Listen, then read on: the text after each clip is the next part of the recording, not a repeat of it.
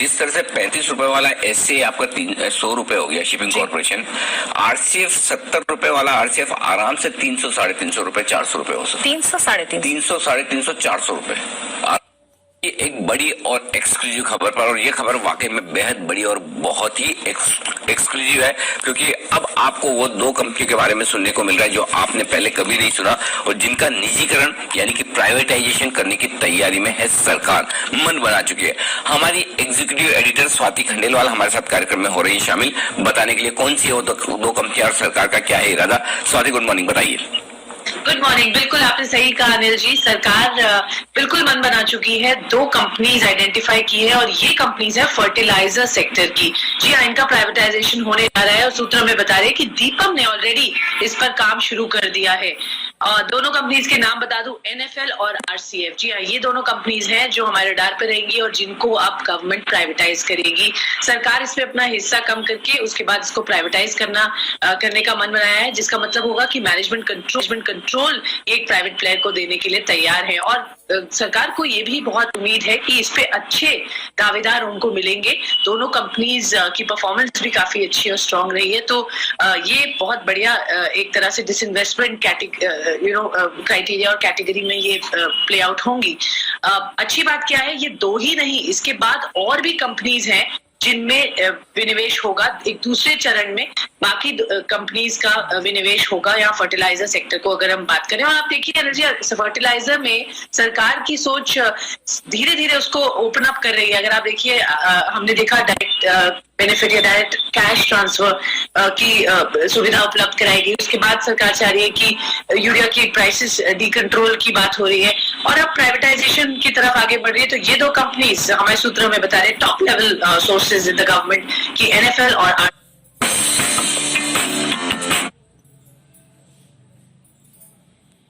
RCF, ये दो companies privatise होंगी। चलिए, तो एनएफएल आरसीएफ दोनों ही कंपनी प्राइवेटाइज होने की तैयारी में। और सर, कल ही आप डिस्कस कर रहे थे प्राइवेटाइजेशन होने पर कितना इंपॉर्टेंट और कितना अच्छा साबित होता हुआ दिखेगा। अब ये जो खबर एक्सक्लूसिव चल रही, कितना बड़ा है ये। तो कल हुआ ये कि मानसी, जिस तरह से फर्टिलाइजर स्टॉक्स एक्शन में, तो हम सोच रहे थे हुआ क्या है, ऐसा क्या हुआ कि सारे फर्टिलाइजर स्टॉक्स इतनी तेजी से दौड़ लगा रहे हैं। तो कल काफी मेहनत मशक्कत के बाद स्वाति ने ये बड़ी और एक्सक्लूसिव खबर निकाली है कि सरकार चुनिंदा फर्टिलाइजर कंपनियों का प्राइवेटाइजेशन करने जा रही है। देखिए, जो स्वाति ने कहा उसे ध्यान से सुनिए। पहली चीज, पहले चरण में एनएफएल और आरसीएफ को बेचा जाएगा। पहली चीज तो बेचा जाएगा, प्राइवेटाइज किया जाएगा। ठीक है, इसका मतलब ये दूसरा चरण हो रहा है। हाँ, इसका मतलब कुछ और कंपनियां आगे आती हुई दिखेगी। तो चलिए, अगली लिस्ट में कौन सी कंपनियां वो बाद में सोचे भी, लेकिन एनएफएल आरसीएफ को सबसे पहले चुना है। अब मैं पहले आपको आरसीएफ का बता दूं जी।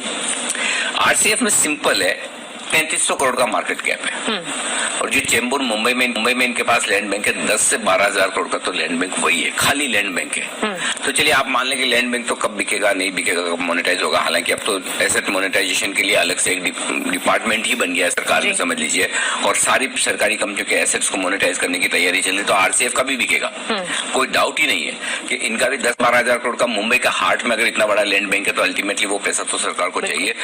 लेकिन एक बार उसको अलग रख के कि आपकी जो मार्केट कैप है उससे 3 गुना 4 गुना लैंड बैंक आपके पास है, वो छोड़ भी दें, तब भी आप देखिए पिछले 2 क्वार्टर में 5.5 रुपए के आसपास की ईपीएस की है कंपनी ने, ठीक है। और पूरे साल के आप 11 रुपए के आसपास की कैश ईपीएस समझ लें और पूरे साल के 8 रुपए के आसपास की नॉर्मल ईपीएस समझ लें, तो भी आप 8 के मल्टीपल पर देख रहे हैं। कैश ईपीएस के हिसाब से देखेंगे तो 6 के मल्टीपल पर स्टॉक है। यहाँ से जबरदस्त वैल्यू बन सकती है आरसीएफ में, अगर आरसीएफ की लैंड बैंक को अलग मोनेटाइज किया जाए और इस कंपनी को बेचा जाए। तो अगर ये होता है तो जिस तरह से 35 रुपए वाला एसए आपका 100 रुपए हो गया शिपिंग कॉर्पोरेशन, आरसीएफ 70 रुपए वाला आरसीएफ आराम से 300 साढ़े 300 रुपए 400 रुपए हो सकता है। 300 साढ़े 300 400 रुपए। बस ये कि आप किस तरह से बेचते हैं वो इम्पोर्टेंट है। क्यों? क्योंकि देखिए, एक तरफ अगर आप लैंड बैंक अलग करके लैंड को अलग से बेचते हैं तो वैल्यू 10-12 हजार करोड़ वहां से आ जाती है जी, कोर बिजनेस की वैल्यू अलग है। और दूसरा है कि डीबीटी सरकार कर रही है, यूरिया डी कंट्रोल करने जा रही है, तो ये सारी चीजें जो पूरी इस सेक्टर की रीरेटिंग कर देगी। तो आरसीएफ जबरदस्त वैल्यू है, इसमें कोई डाउट नहीं। ठीक है। अब आरसीएफ के साथ दूसरा एनएफएल है।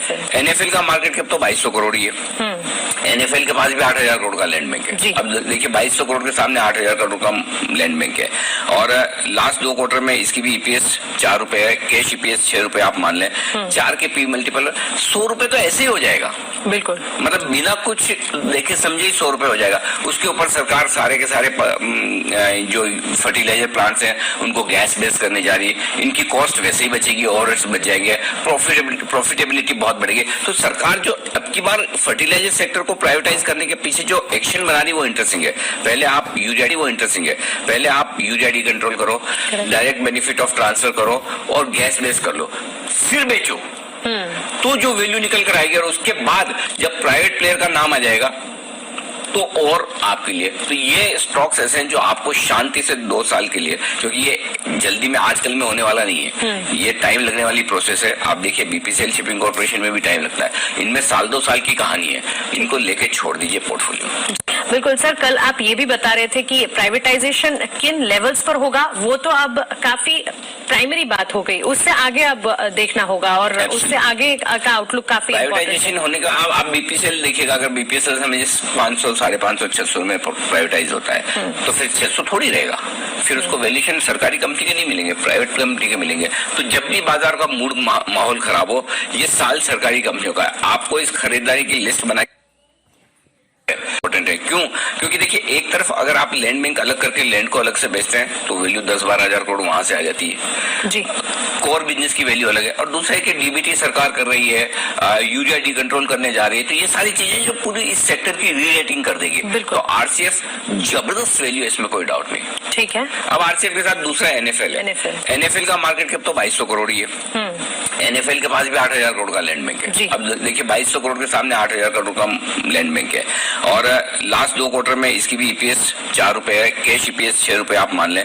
4 के पी मल्टीपल 100 रुपए तो ऐसे ही हो जाएगा, बिल्कुल, मतलब बिना कुछ देखे समझे ही 100 रुपए हो जाएगा। उसके ऊपर सरकार सारे के सारे जो फर्टिलाइजर प्लांट्स हैं उनको गैस बेस करने जा रही है। इनकी कॉस्ट वैसे ही बचेगी, ओवरहेड्स बच जाएंगे, प्रॉफिटेबिलिटी बहुत बढ़ेगी। तो अब की बार फर्टिलाइजर सेक्टर को प्राइवेटाइज करने के पीछे जो एक्शन बना रही है वो इंटरेस्टिंग है।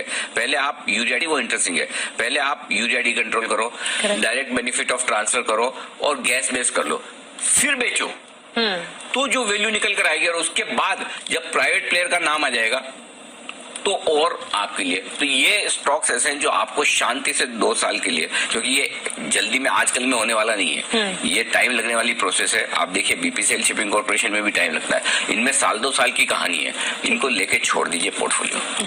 बिल्कुल सर, कल आप ये भी बता रहे थे कि प्राइवेटाइजेशन किन लेवल्स पर होगा, वो तो अब काफी प्राइमरी बात हो गई, उससे आगे अब देखना होगा और उससे आगे का आउटलुक काफी प्राइवेटाइजेशन होने का। आप बीपीसीएल देखिएगा, अगर बीपीसीएल हमें 500, 550, 600 में प्राइवेटाइज होता है तो फिर 600 थोड़ी रहेगा, फिर उसको वैल्यूएशन सरकारी कंपनी के नहीं मिलेंगे, प्राइवेट कंपनी के मिलेंगे। तो जब भी बाजार का मूड माहौल खराब हो, ये साल सरकारी कंपनी